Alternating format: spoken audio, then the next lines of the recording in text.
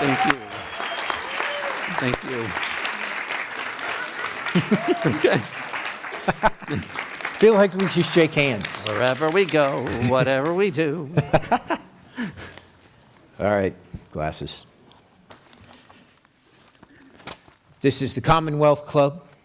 Hello, and welcome to tonight's Commonwealth Club World Affairs program. My name is Brian Watt, morning news anchor for KQED FM, and your moderator for this evening.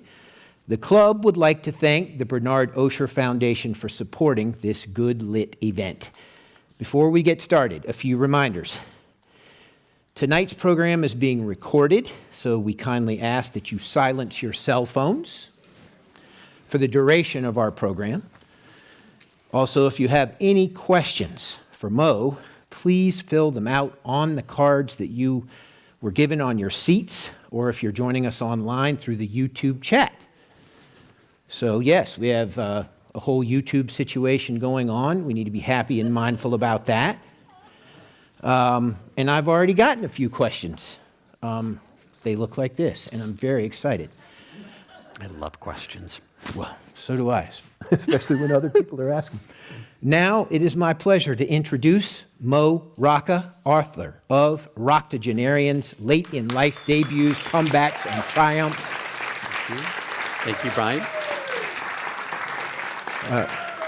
Mo is an Emmy Award-winning correspondent for CBS Sunday Morning and Mobituaries podcast host.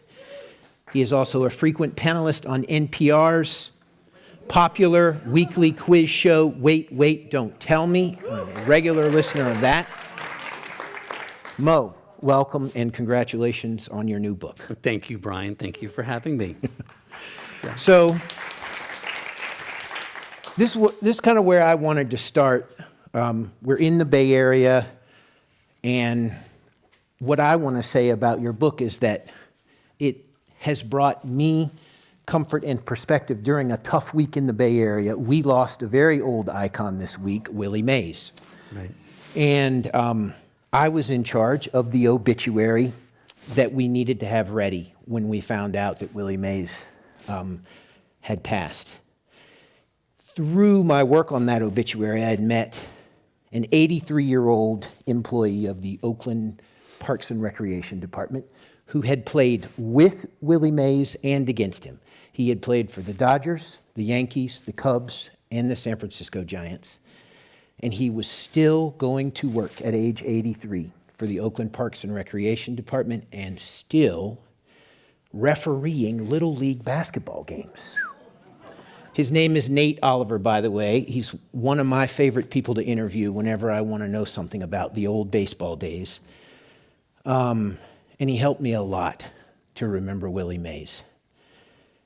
But I guess I use that as a preface to a very simple question.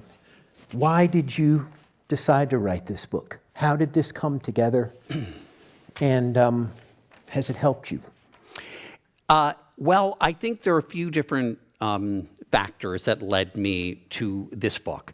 I've always preferred interviewing older people over younger people. For years, I've done that on CBS Sunday Morning.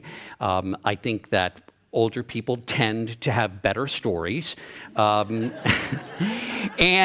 I learned, I did it for 4 seasons. I hosted a cooking show on Cooking Channel called My Grandmother's Ravioli, where I went around the country cooking with grandmothers and grandfathers in their kitchens. And one thing I learned there and in my interviews on Sunday Morning is that, this is of course a generality, the older you get, the less you care about what other people think of you.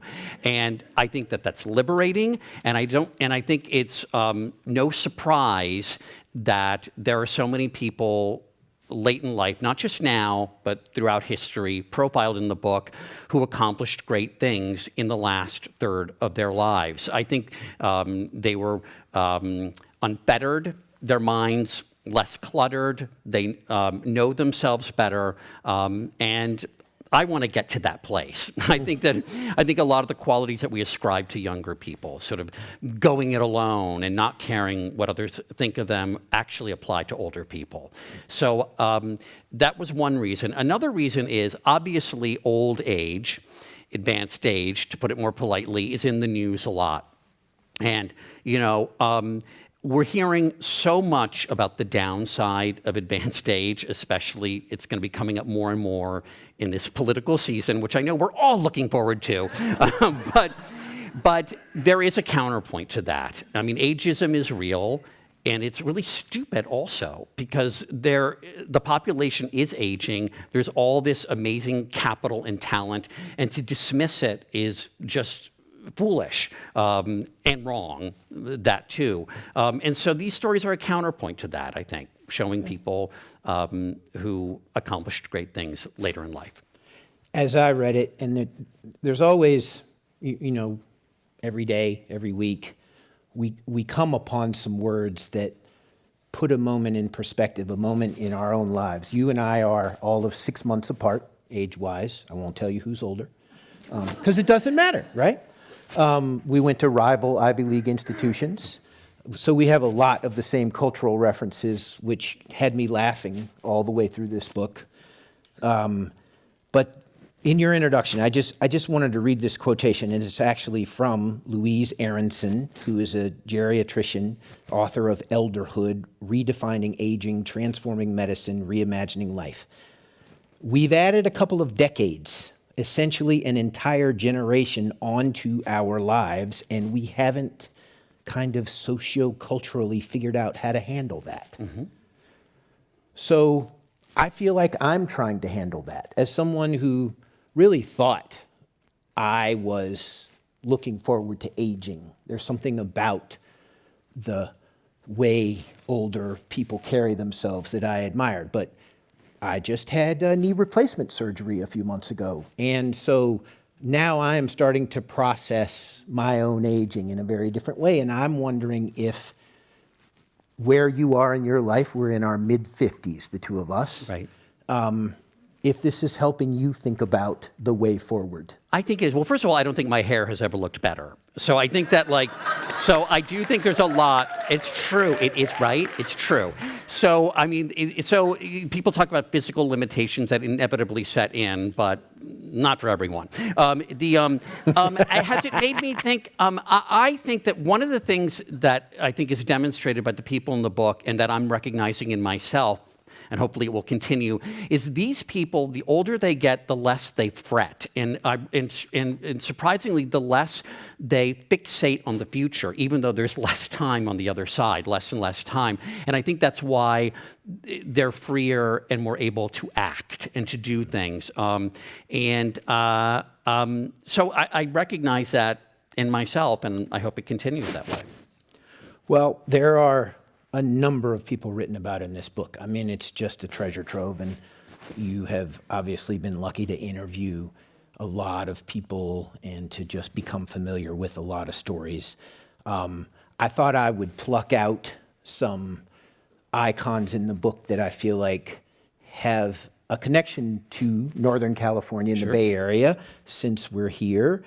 Almost don't know where to start, but I really feel like we should start with Rita Moreno. Just because. And I should. I was going to say that. Okay.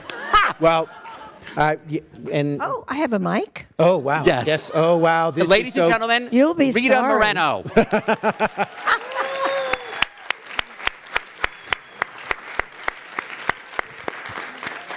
Hello, Mo. What do you know? What do you know? What do I know? I know that Rita Moreno belongs in this book, and I'm thrilled that she allowed me to put her in this book and to talk to her about her extraordinary life. And she's an exemplar of what we're talking about here, about people who don't view the last third of their life as a time to sort of wrap things up and wind things down. And Rita, if I may, I mean, she's been given the mic. She's an Emmy, Grammy, Oscar, and Tony winner, and I can't stop talking. So, and as I told you years ago, people call it an EGOT. No, it's a full Moreno, and I've always called it that. That's what it should be called. And by the way, you're an EGOT. Some people would say that. I call it full Moreno. But now that you're a octogenarian, you're really a REGOT. So you should. rim shot. Thank you. But I interviewed you 11 years ago when you had written a memoir, and at the time, and you're duly proud of this, you were 81. And a lot of the time when I do these interviews on CBS Sunday Morning and they involve memoirs of stars like Rita, artists like Rita, the memoir is kind of a valedictory, a kind of a sign-off, a way of saying, here's all that I've done. I'm now going to go quietly and enjoy the rest of my life in a low profile. Little did they know, right?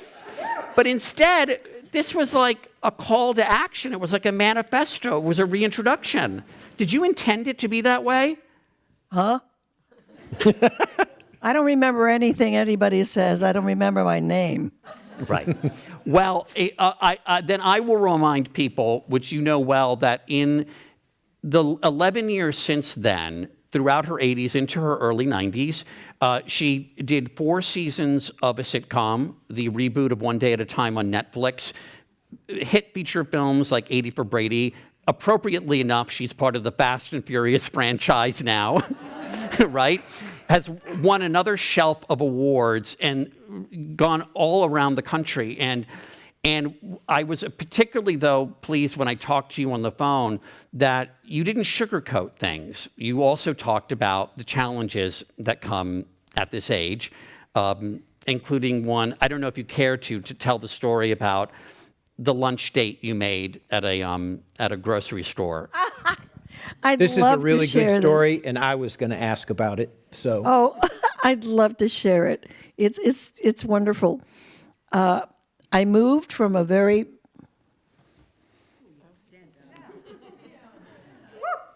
I can't stand not being looked at.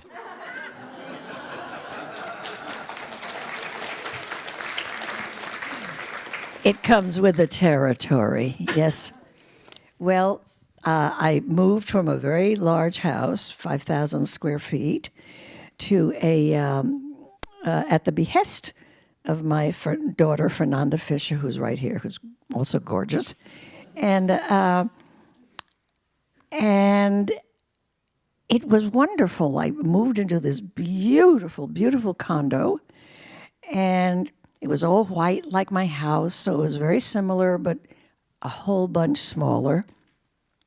And to my astonishment, I guess about 3 months into the move, or maybe it was, I should be here with you. Sit with me.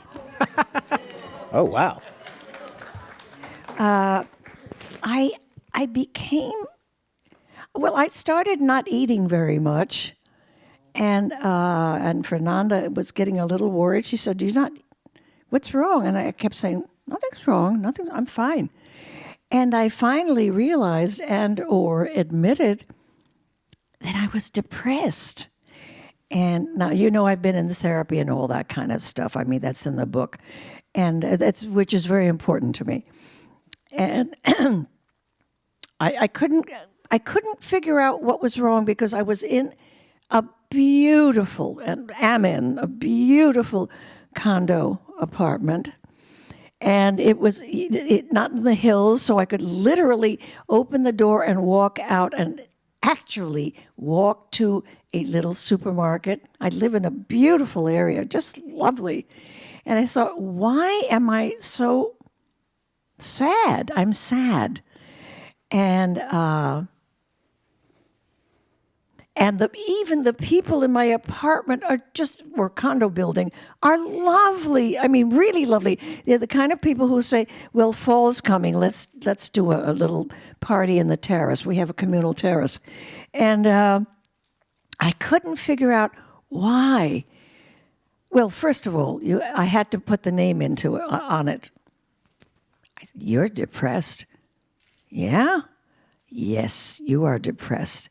Why are you depressed? Why are you sad? And I have lots of friends. So it wasn't that I didn't have friends, but that was one of the reasons that I didn't have immediate friends. You didn't know how to, and I think as you told me that you realized you didn't know how to make friends. Well, here's the thing I solved. And, thanks to therapy, I thought, okay, let's figure this out. And I thought, people have always come to me. I've never come to them. That's what I don't know how to make friends. I don't. I didn't. I do now, obviously. Anyway, one day, and I said to myself, I have to do something about that. Now that I know what is the problem, I have to do something about it. So one day I was at my wonderful little local supermarket, and this lovely lady gave me this dazzling smile. And I'd seen her before, and I remember thinking, what a lovely smile. What a nice-looking lady that is. And about the third time, I stopped her, and I said, hi. Because I had made a deal with myself. I said, hi, I'm Rita. And she said, I know. I said, you do? She said, yeah. And I said, you have the loveliest face. This was my attempt at making a new friend, because I don't know how, right? So I said to her, I've seen you before in the market, and you've always given me this lovely, sweet, dazzling, warm smile. And I'm just going to ask you something that may surprise you. What? I said, would you have lunch with me? And she said, lunch with you? And I said, yeah. You know, there's a lot of little cafes in this area. Would you have lunch with me? And she said, okay. So I said, how about tomorrow? She said, really? I said, yeah. I said, yeah, okay, tomorrow. So we met at one of the little local places, and we're looking at the menu, and she said to me, in all earnestness, she said, tell me, do you always pick older women up in supermarkets? I told you this, right? Yes, it's a great story. It's a wonderful, and I said, actually, no, but it's kind of a good idea. Great. And I said to myself, I don't know how to make friends because people have always come to me. And I learned all kinds of lessons. By the way, we're still friends. I just saw her yesterday. Yeah, she's swell.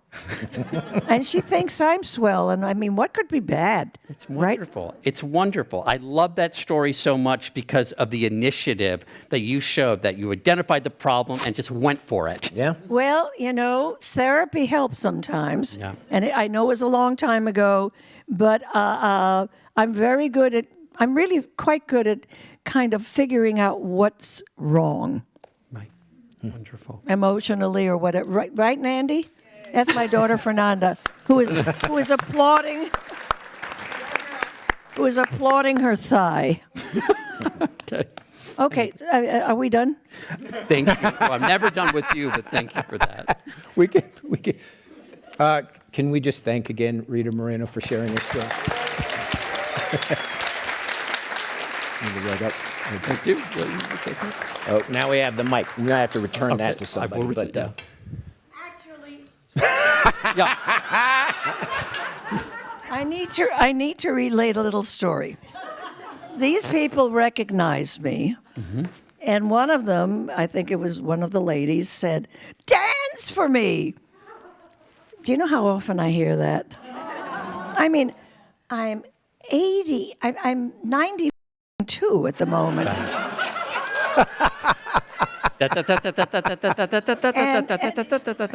Sorry, I'm done. That's right. So I said, no, I don't want to do that for you. What? She said, and I said this. How's this? Well, she laughed. You didn't, but she did.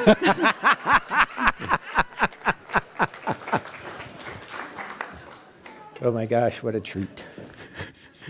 Wow. Well, I'm going to jump out of entertainment to a lesser known name, but someone who had a real impact on big growth in the Bay Area. And let's talk about Mike Grgich. Yeah, Mike Grgich. So my wonderful co-author, with whom I share credit, John Greenberg, and I, when we put these stories together, we wanted a wide range of stories. I'm a big believer, and I learned this from my boss at CBS Sunday Morning, in story mix.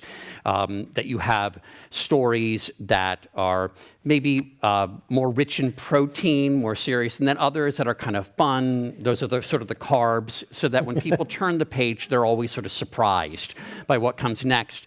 But another part of that was finding different worlds and people that are maybe famous in a particular world but are unknown outside of it. Right. So I called my friend Scott Ehrlich, whose family has worked in winemaking for a long time, and I said, who is somebody in winemaking that I should know about and is a octogenarian, after I defined what that was.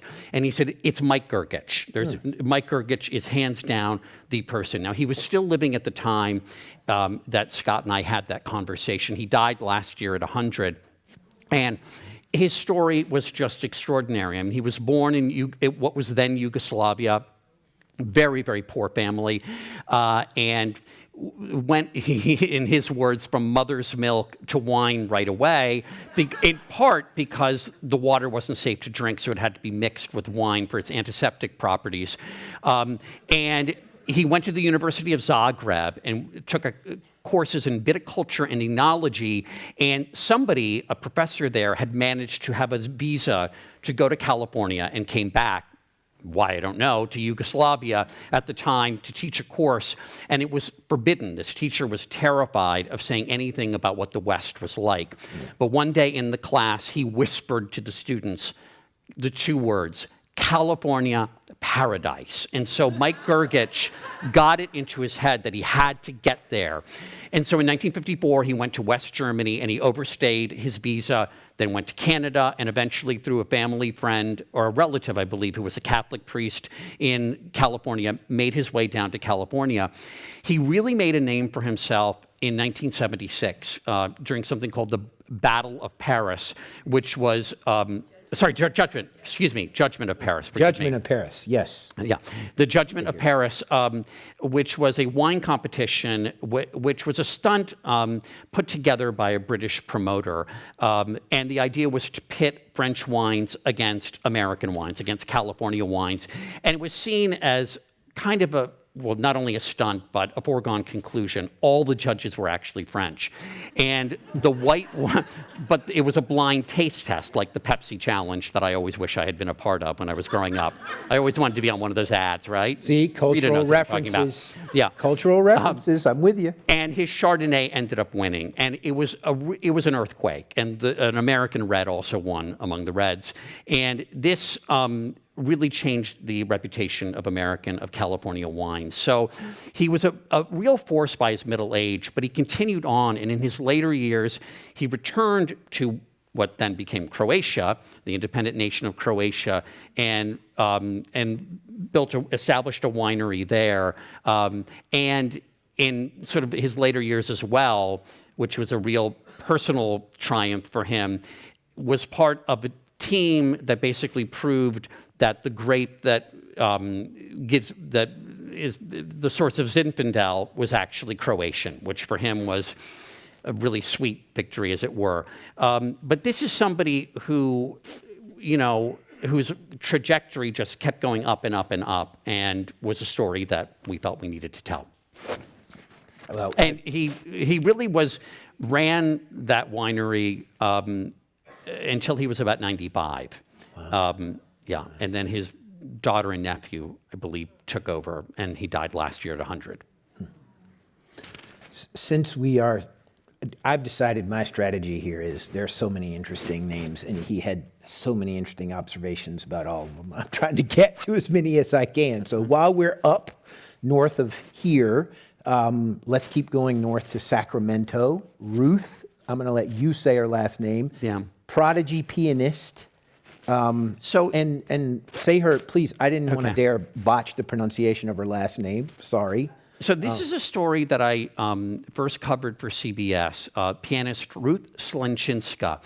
And when I profiled her, it was because at the age of 97, she's a classical pianist, she had an album come out. And her life story, her career really began as a child. She was a child prodigy. She was called in the 1930s the Shirley Temple of classical music. At the age of 9, she subbed for Rachmaninoff. I mean, that's one of those things where and she still wears a Fabergé egg pendant that he gave her. And she was performing in Europe from the age of 4. And as you point out, she had grown up in Sacramento. But her childhood was also sheer torture. Her father was a frustrated violinist who'd been injured during World War I and literally did not allow her to play with dolls, to go outside and play. He'd chase her around the room with a stick if she wasn't practicing. So not surprisingly, she quit when she was a teenager, and she eventually severed ties with her family.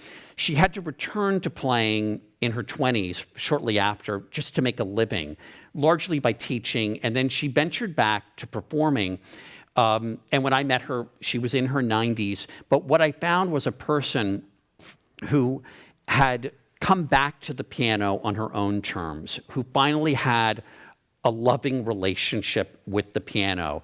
And she said, you don't become a real pianist until after the age of 60. And I said, really? And she said, yeah, the notes are the same, but the story you tell is different. And one of the reasons I love this story, not only because I love her, and really she was robbed of her childhood. The people she lives with now, a former student and her husband, they told me, Ruth didn't even know what a jack-o'-lantern was. So in her 90s, she, along with this couple's grandchildren, carved jack-o'-lantern for the first time. But a lot of these stories are in different ways a return to childhood, which sometimes in literal ways, like author Frank McCourt, who all of his life struggled with telling his story, wondering if his story was even worth telling, ashamed of his poverty that he'd grown up with in Limerick, Ireland. And he was a high school English teacher in New York, and his students said, you have such great stories, you have to tell them. And he resisted and resisted until, as he put it, he realized that he would die howling if he didn't tell his story. He finally told his story in Angela's Ashes, which was published when he was 66, and it was a literary sensation. And I loved what he said after that he said, it took me 2 years and all of my life to write this story. But that he and Laura Ingalls Wilder, who's also in the book, were really, in a more literal way, returning to their childhoods. But somebody like Matisse, in a section of the book called Loss and to Gain, is... it's a different principle at stake, at play here, which is, people who look at endings as beginnings. Matisse was robbed of the ability to paint in his 70s by cancer because he could no longer sit upright and he had to recline in a wheelchair or in a bed. But instead of sort of playing a highlights reel of his greatest hits in his mind and taking a victory lap, he traded his paintbrush in for a pair of scissors and then began doing these amazing paper cutouts. And he called it a second life. And but part of what I love about it is that he himself described it as a return, in a sense, to childhood, the fascination with big shapes and bright colors, and a kind of lack of complication. And he found that his work, he felt, was better than it had ever been, because it was, again, sort of unfettered and not childish, but childlike in a pure sense. I found the Frank McCourt section was so fascinating to me because clearly his childhood made him what he was, and yet I almost got a sense that he had to reconcile with shame from his childhood. Oh my God. Just real shame about the way he grew up. And yet, he could tell the stories maybe in front of a high school class at Stuyvesant High, but the idea of writing them, he didn't think anyone would want to read them. And I struggle with this because I come to believe that everybody wants their story told in some way. And the book ends with an essay about my mother, who was an immigrant from Colombia, who is a very private person. I knew certain things about her upbringing in Bogota, but there was a lot I didn't know. And she really shocked me in the writing of this book because she said to me, she lives upstairs from me, and she said, and she'd kill me if I told you how old she is. I'll just say she's 4 years shy of a big birthday with 3 digits. And she said, "Are you going to write about me?" And at first I kind of laughed, and I didn't think she was serious. And then a few weeks later, she said, "Are you going to write about me?" And I immediately realized, okay, I have to do that thing I know we're all supposed to do, and I haven't done, which is sit down and ask her questions about her life while I still have her. And I did, and I filled in a lot of blanks, but I was so grateful she allowed me to do it, but I was even more grateful that I realized that she accepts and acknowledges that her story is worth telling. Because I think anyone who dies feeling that their story is not worth telling is just heartbreakingly, unbearably sad. Yeah, I agree. I have been trying to decide if my life is interesting enough that other people would want to read about it. But when you read about a lot of these people in this book, you realize, in fact, that you should, in fact, write what you intend to write. You should write your story. You should find a way to tell it because there is great value. Little House on the Prairie is an example you brought up, Laura. Yeah, well, I mean, the thing about Laura, I loved Little House on the Prairie growing up. I'm just a huge fan of it. And that's not the name of the book, it's the show, but... Right, exactly. And the Little House books, the 8 books that Laura Ingalls Wilder wrote, I loved them as a kid. And, but I was very surprised to learn that the first of these was published when she was 65, and that her life after the Little House years was really difficult. I mean, Almanzo, if we all remember, Dean Butler from the series, he was partly paralyzed from diphtheria. They had to run from creditors from state to state to state. They eventually settled in the Ozarks. They were very poor, devastated like so many people were by the Great Depression. And her daughter, who was something of a controversial figure, but her daughter was the one, to her credit, who told her mother, "You lived this great American epic. You lived during the transition, basically from pioneers to frontiers to small town, from farms to small towns, at the closing of the frontier in 1890." And she said, "You need to write your story." And she told her mother, "Write as if you're only writing for yourself, like in a diary." And it's just such great advice. And what came out was so pure and just completely captivating. But yeah, she too needed to be convinced that her story was worth telling. I mean, all these people, they're all chromosomally the same as all of us. I mean, they don't have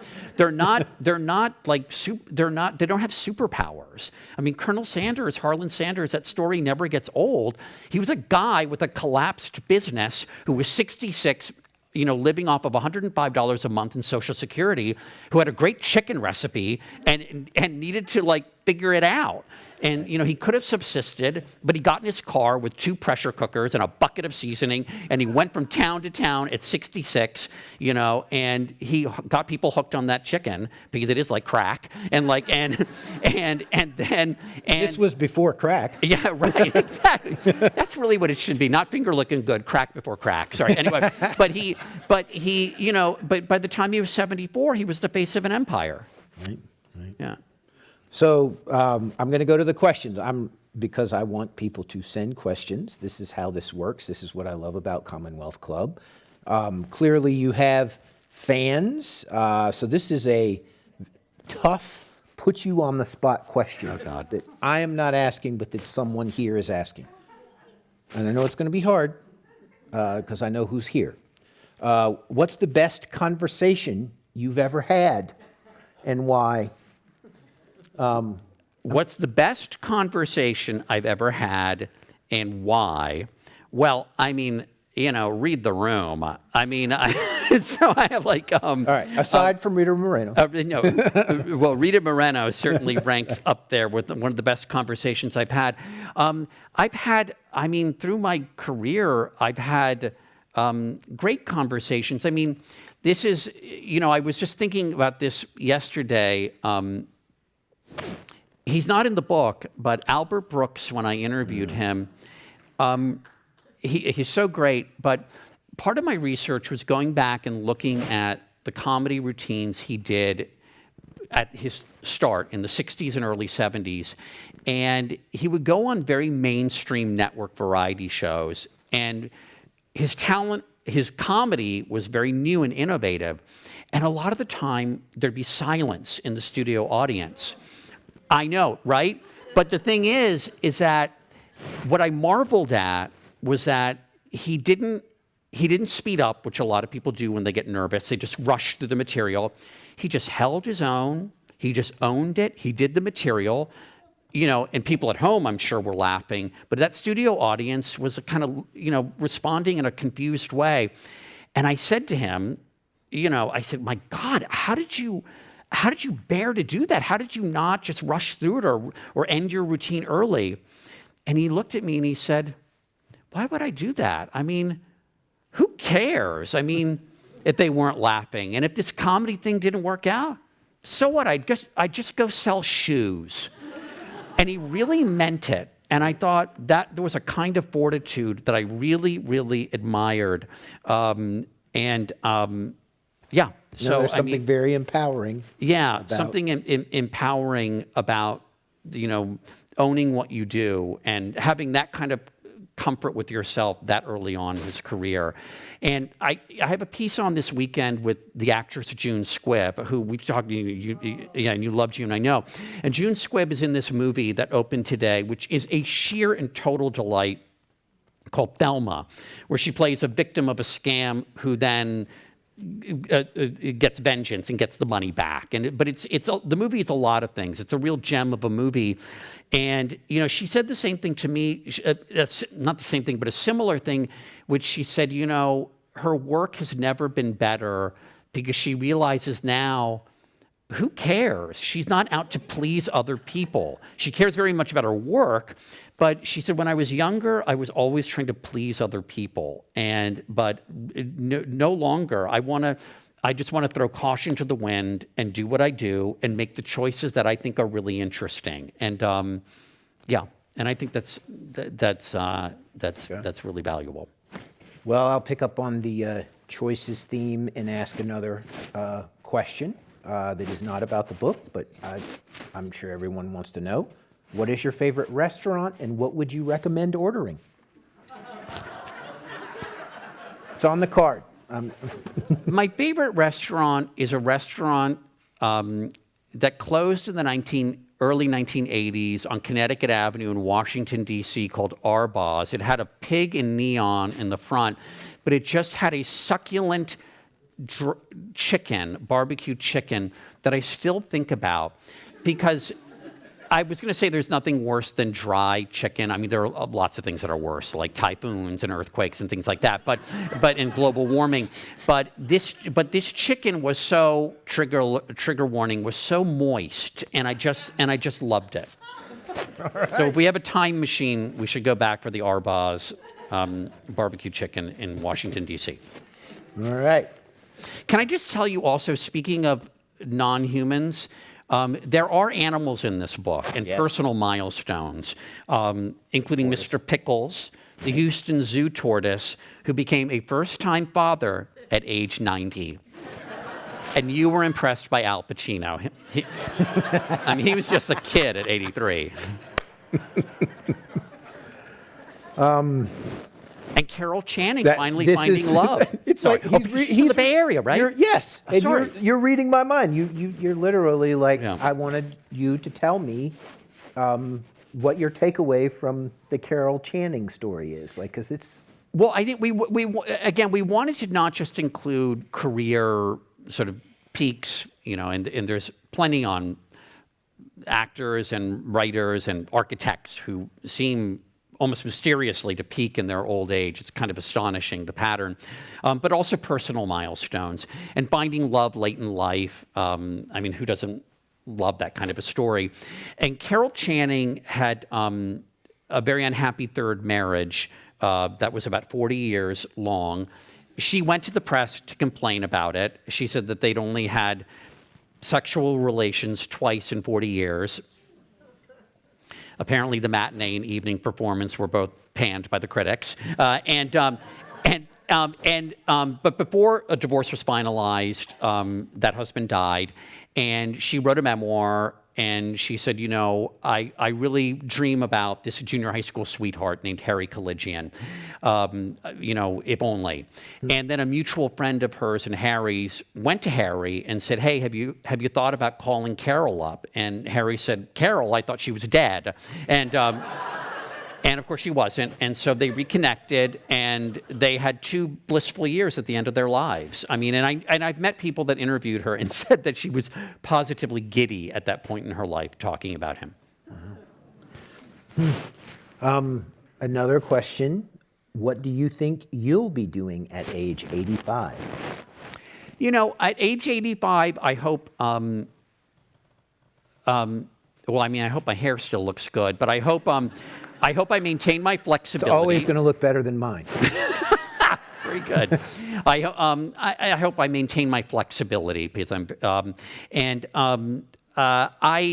hope that I can continue making people interested in things that they didn't expect to be interested in. Because I know that that's what I'd like the first line of my obituary to read, if I'm lucky enough to even get an obituary, as opposed to a paid death notice where people pay the paper to write for you. But I'd like it to read Mo Rocca, comma, who made people interested in things they didn't expect to be interested in, comma, died today, period. He was 126. Yeah.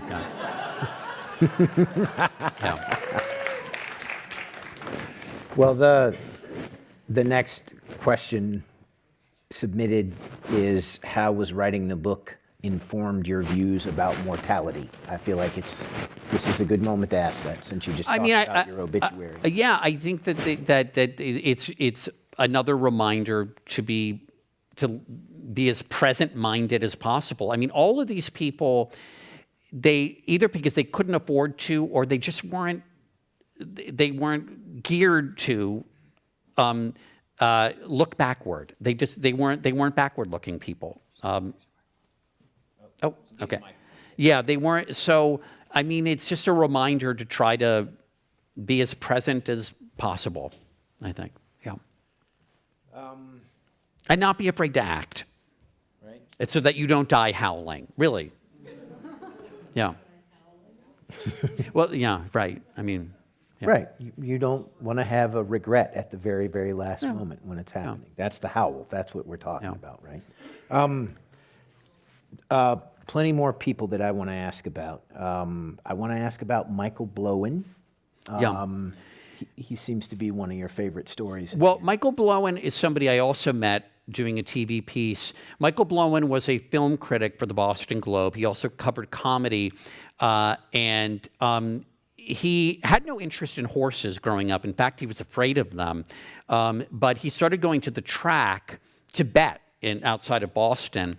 And he fell in love with horse racing and then fell in love with the horses themselves and started going very early in the morning to clean out paddocks. And when he found out about how the fate that many winners, champions meet in the end, he was so horrified that he convinced his wife, who was an award-winning columnist in Boston, to move with him when they were both in their 50s down to Kentucky, and he managed to pull together the investment to create something called Old Friends Retirement Home, which is a retirement home for thoroughbred racehorses, because he wanted these former champions to live out their days with the freedom that he felt that they were entitled and that many of them had begun life with.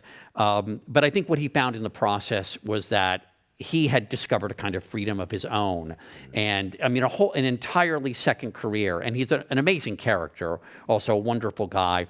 But he has done that thing that a lot of people dream of when they say, "Oh, when I make enough money, or when if I have stability, I'm going to pursue this dream." And he had this dream, and he made it happen. Who are the people in your book who may not have aged so well, may not have we won't say final chapters because you never know, but like the later chapters weren't? Well, there is a section of the book devoted to people who really screwed it up in the end. So it's a short chapter because I like to keep things pretty positive. But these are people who you wish you could just say to them, just do nothing. You've done great, just do nothing, okay? And there are 4 people in that chapter. Poet Ezra Pound, record producer Phil Spector, former President John Tyler, and former New York City Mayor Rudy Giuliani.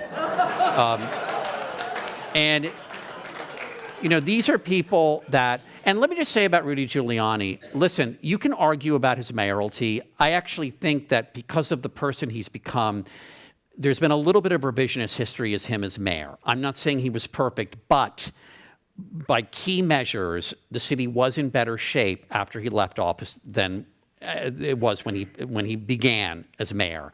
I think one of his legacies as mayor was that he showed that New York City could actually be governed. I think that was in some doubt for a lot of people who lived there.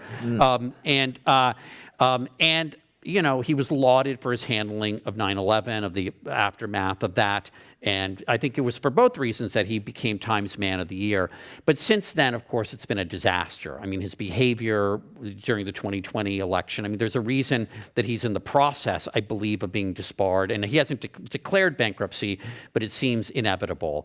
So he's somebody who really should have just done nothing, just taken a victory lap, like, you know, hung out in Florida, done something, but not near Mar-a-Lago, another part of Florida. And John Tyler is the same way. He was our 10th president, and he wasn't a terrible president because he's the guy that succeeded the one who, you know, didn't wear a hat at his inauguration, William Henry Harrison, who gave a 2.5-hour speech, didn't wear a hat, you know, and then died 31 days later. And that was a very precarious moment in American history because there had been no precedent for a vice president succeeding a president upon his death. And the fact that he did it, you know, and there was resistance to that, lent stability, you know, to the executive. But then during the Civil War, he sided with the Confederacy, never a good move. And then he ran for the Confederate Congress, was elected to it, and died before he assumed office there. But the New York Times called him a disgrace and the worst president up to that point. And Ezra Pound, I'm curious. Great poet who became a raving anti-Semite. Have to close the loop and make sure we do. Yeah, pretty simple. Yeah, no, I know. And Phil Spector, you know, the thing about Phil Spector, I mean, it's obvious. You know, one of the kooky things about Phil Spector is that he charted his own descent into madness. From the time that River Deep Mountain High was released, which I ask Alexa to play so much that I think she's going to slap me at some point because I love Tina Turner so much and I love that song.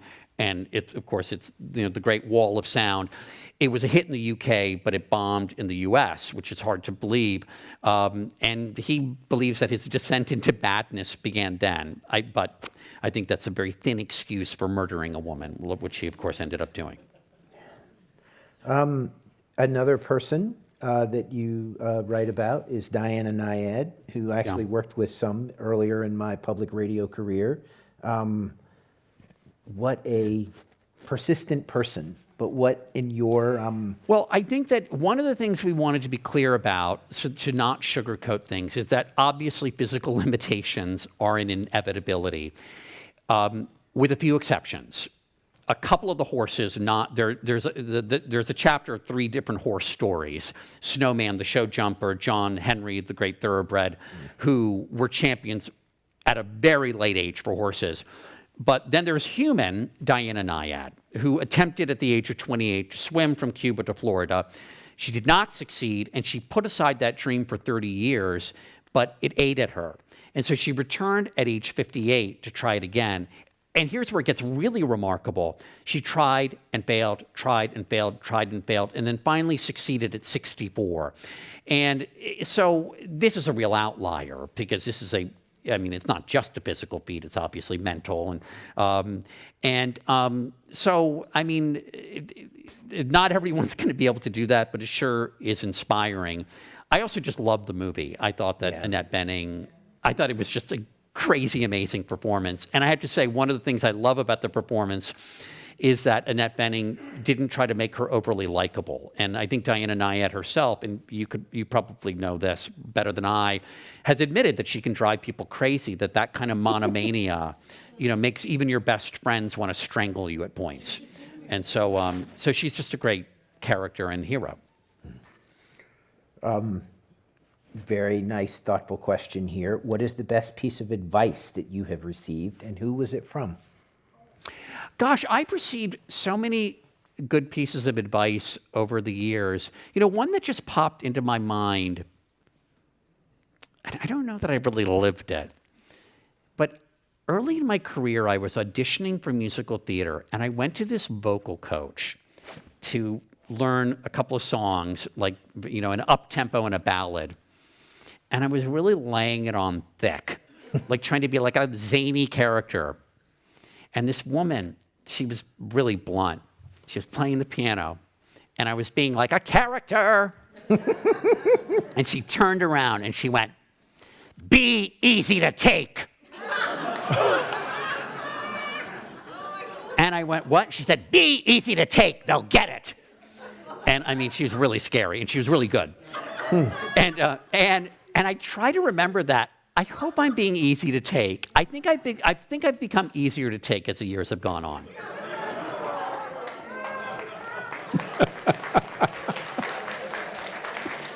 Easy to take.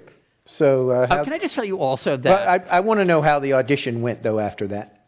it was 8 bars if I only had a brain. Yeah. Okay. I would not be just enough, and my head all full of stuffing, my heart all full of pain, And the thought, Easy to I'd take. be thinking I could be another Lincoln if I only had a brain. I mean, you know all the verses, I'm sure. Okay. Can I just also say that I had a wonderful memory that when I was 11, we took a family trip to California from Maryland. It was one of the first times I was on an airplane. And we flew on the now long defunct Western Airlines. Wow. And I just remembered that on the plane, I wanted the approval of the flight attendant so much, I think. I was a very polite child. And so to me, I was so excited when at one point, because every time the flight attendant would ask something, I'd say, "Yes, please, thank you." I was 11. And at one point, she just went, "Oh, your son is so polite." And I was so proud of that. But we were flying to San Francisco anyway. But you didn't get any advice from this flight attendant, just approval. I think I got affirmation that politeness matters. Yes. So maybe she inadvertently taught me a lesson. I really should write her and say, "Yes, thank you. Yes." This is a great question. Now that the book is out, is there someone or a story that you wished you could have included? Yes. Oh, great. I really, Thank you. and I'm going to blame my mother because she's not here and can't defend herself. No, we did this under a pretty tight timeline, and I really wanted to include the story of my friend Marilyn May, who is 96, is still touring the country. She is a jazz cabaret singer. And it's a remarkable story. She guested on Johnny Carson more than anyone in history. She sang about 70 times, I think, on Johnny Carson on The Tonight Show. Wow. But she felt very much like she was born too late. When she was nominated for Best New Artist for a Grammy, she was already in her 30s, and she was against Tom Jones and other people that, while she was singing old standards, they were much hipper singers. And she was rediscovered at the age of 77 when she sang at the Metropolitan Room in New York City. And that was really her comeback. And it's an extraordinary story. And she sold out Carnegie Hall last year at the age of 95. But I simply ran out of time. And the reason I say tongue-in-cheek, I blame my mother, is when my mother asked me to write about her, I thought, all right, Marilyn, I'm not going to have time to do that because I need to dedicate myself to writing about my mother.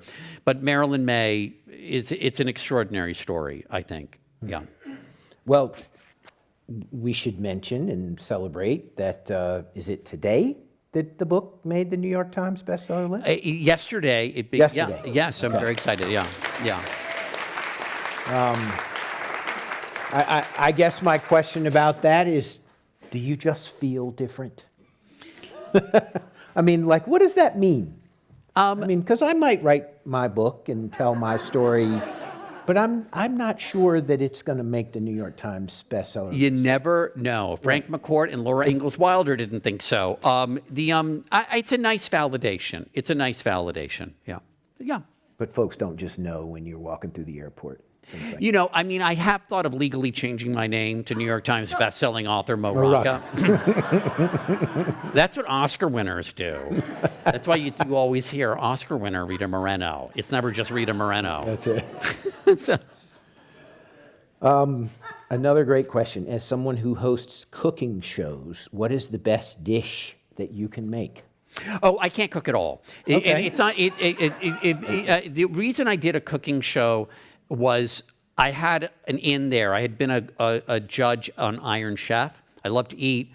And I was looking for a vehicle where I could hear people's stories. And I have found that when people are doing an activity, they are less self-conscious and they tell you their story more freely. And so I thought, if I go around and I don't know how to cook and I am essentially the sous chef, really sort of the assistant to these home cooks, they're going to be so engaged in teaching me, they're going to forget a camera's there. And I think it worked because they would tell me their stories, and some very dramatic stories. You know, Freddie and Eileen Suhara, he had been in an internment camp as a child and then ended up, you know, being a decorated officer in the Air Force.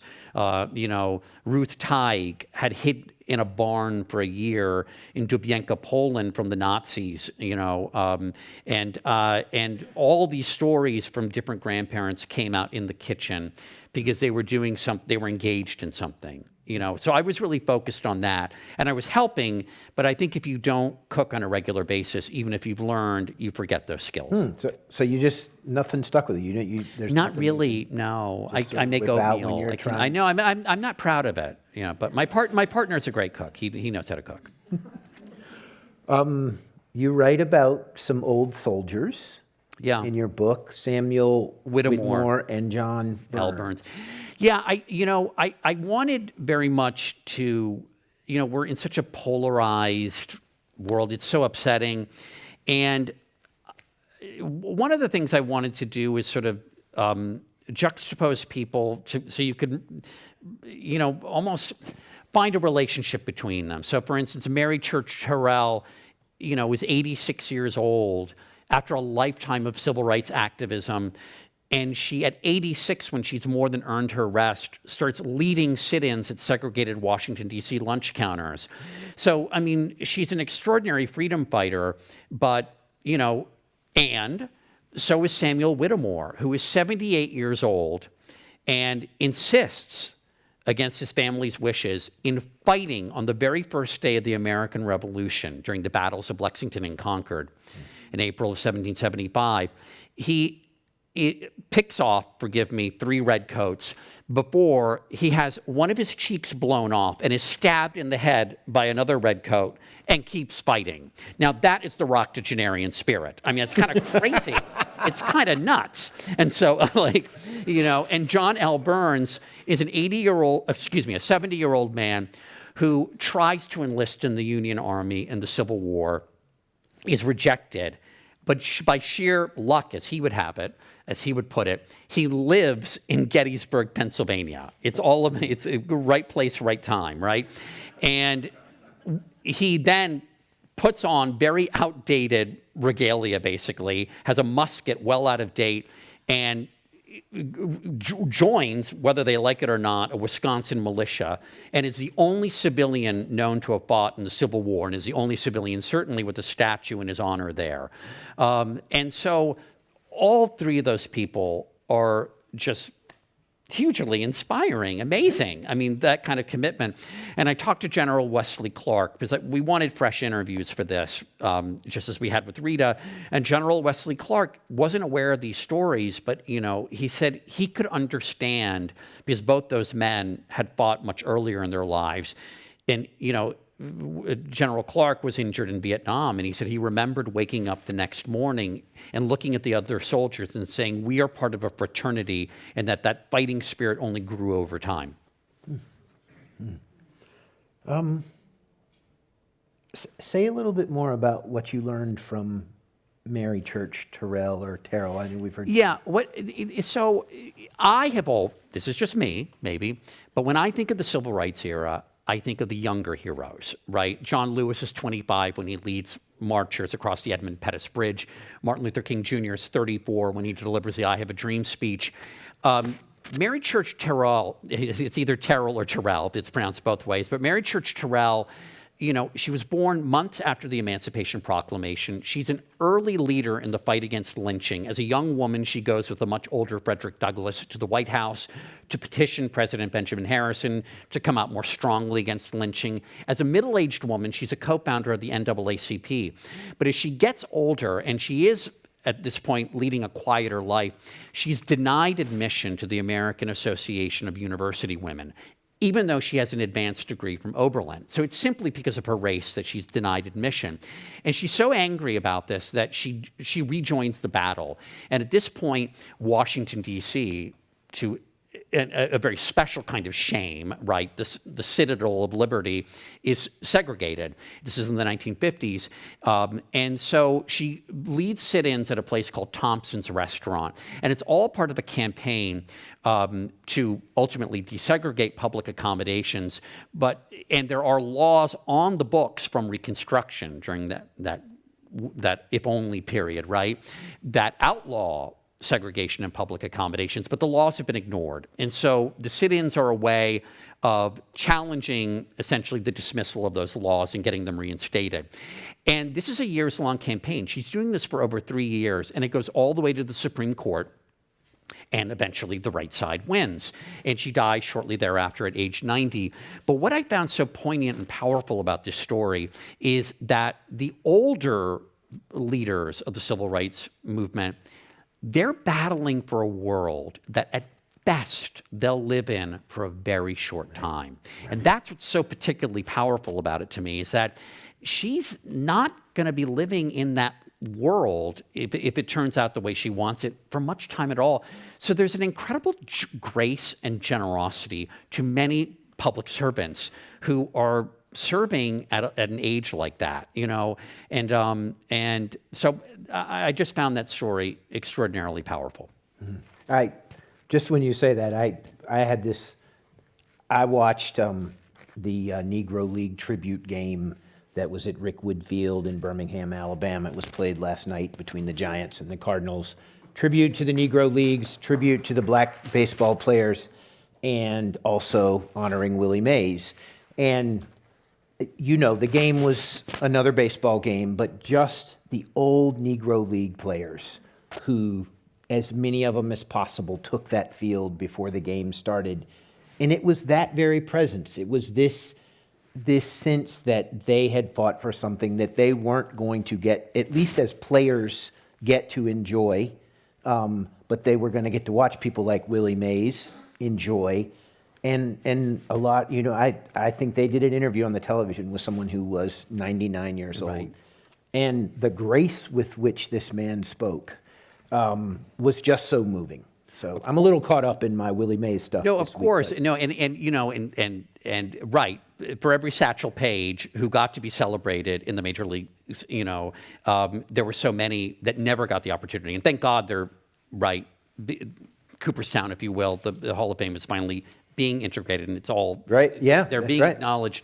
I did an episode of my podcast from Obituaries on second place finishers because I was very interested in the idea of the people who came second in great breakthroughs because they're totally forgotten. And Larry Doby was somebody who only months after Jackie Robinson broke the color barrier, joined the Cleveland Indians. And, Jackie Robinson, there was adulation, but he was subjected to just, such unspeakable invective and worse.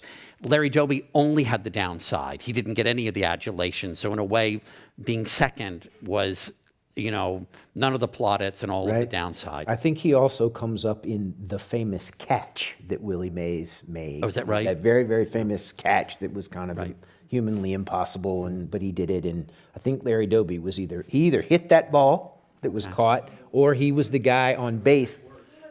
He was on base. Okay. Thank you. I I did knew not know someone that. would know. Okay. He was on base, and there was the catch, which was heroic, but then there was the throw back into the infield, which kept Larry Doby from advancing, which is that was his equal weight and value in that moment. I want to ask you about Estelle Getty. Yeah. What an incredible story there. Well, you can't write a book about this and not include at least one Golden Girl. I think it's by law. I think the book would have been banned if there were no Golden Girls in it. So Estelle Getty, I love this story because, and I was somewhat familiar with it before we began work on this book. Estelle Getty made her television debut at 62, but it's not like she just started acting that late in life. From the age of 4, she grew up in the Lower East Side of New York. Her father would take the family to the Academy of Music to see vaudeville shows and early movies, and she had this dream of acting. She waited tables in the Catskills and did comedy. She got married at 23. She had 2 kids. She raised her family. The whole time, she was doing every little bit part she could, off Broadway. By the time she was in her 50s, she said she was only getting cast as mothers, Jewish mothers, Italian mothers, Irish mothers. She said she played everyone's mother except the mother of Attila the Hun, basically. But when her kids went off to college, she really focused again and decided that she was really, really going to go for it. And she went to see a play by a then unknown Harvey Fierstein, a short play that would become part of Torch Song Trilogy. And she did something that I think is really fundamental here. And when I interviewed Linda Lavin for CBS Sunday Morning, she sort of said, she kind of keyed me into this as well as a real factor in her own success. Linda Lavin said, you gotta let them know you're alive. You can't just say, I'm famous, you gotta keep reminding people that you're there. And Estelle Getty, of course, wasn't famous at all at that point, but she went backstage, she introduced herself to Harvey Fierstein, and she said, write me a part. And I think he was so taken aback and also charmed that he did write her a part in what became the 3rd part of Torch Song Trilogy. It went all the way to Broadway, and that's when she was discovered.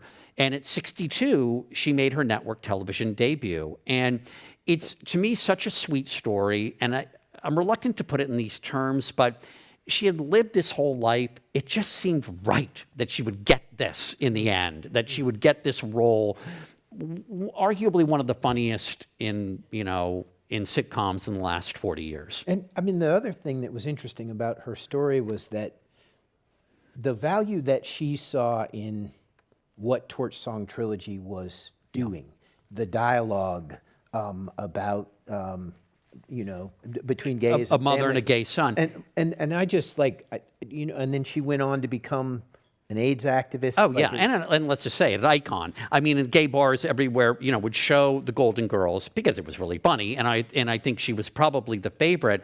Harvey Fierstein said she became like the mother to everyone in the cast because, as he put it, she was the only one that had a full life.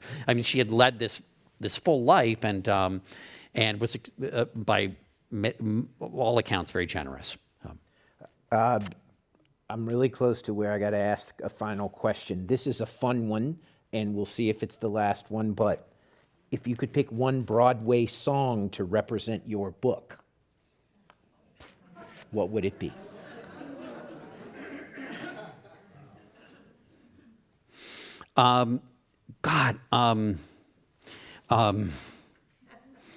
Hey, old friends, what do you say, old friends? It could be that. No, that's how I think of them.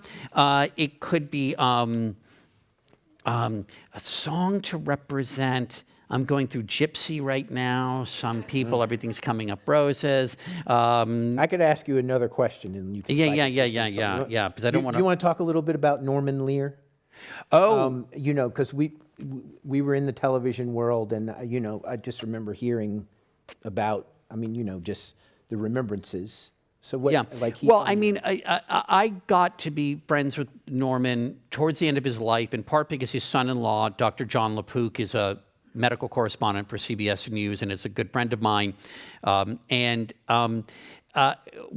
I met Norman, it was 2015, and I believe he was 93 at that point. I could be off there, but he was working on a pilot, a reading of a pilot in Austin, Texas.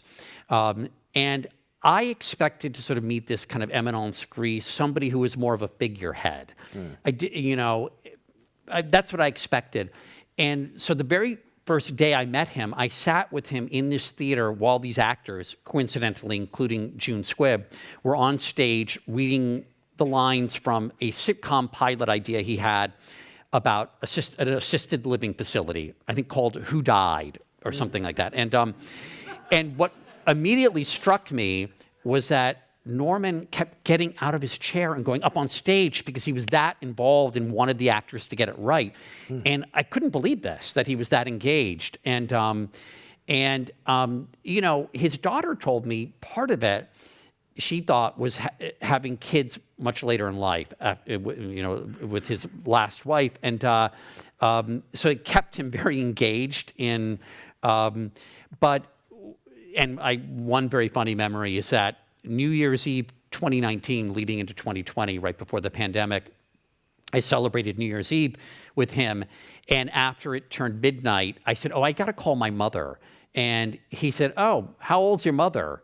And I said, she's 92. And he said, she's just a kid, which was very, very funny to me. But one thing I found really interesting, and I think this is a nice full circle moment, in talking to Rita about Norman Lear, they did not know each other really. Maybe you had met, but they did not know each other before One Day at a Time, which he was the executive producer of, right? And Rita starred in. And, you know, Rita, the late Carl Reiner, Mel Brooks, and Norman Lear all said, which sounds cliched, but I take it as gospel, that laughter keeps you young. And what I found so interesting is when Rita talked to me about the friendship she developed with Norman Lear, they would sing old standards together, the best songs, but also they had private jokes that they'd text each other about. And I love when you said that the two of us were like pixies. And again, it's a kind of a return to not childishness, but a kind of childlike joy and just cracking each other up. And I think it's sort of a great quality that he had, a very youthful quality. Okay. Yeah. All right, I'm going to give you your shot at the show tune. You want to try to pick a show tune, or is it just too hard? I mean, I guess the only song I can think of is The Best Is Yet to Come, and boy, won't it be grand. But that's not a show tune. The best is yet to come. I mean, that's not a show. Yeah. The best is yet to come.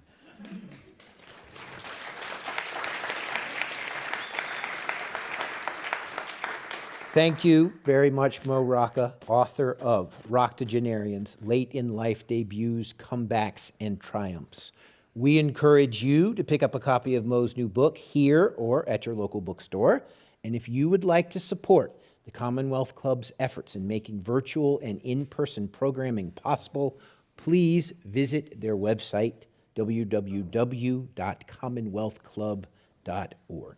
I'm Brian Watt with Mo Rocca. Thank you and take care. Thank you, Brian. Thank you so much, Brian. Thank you very much.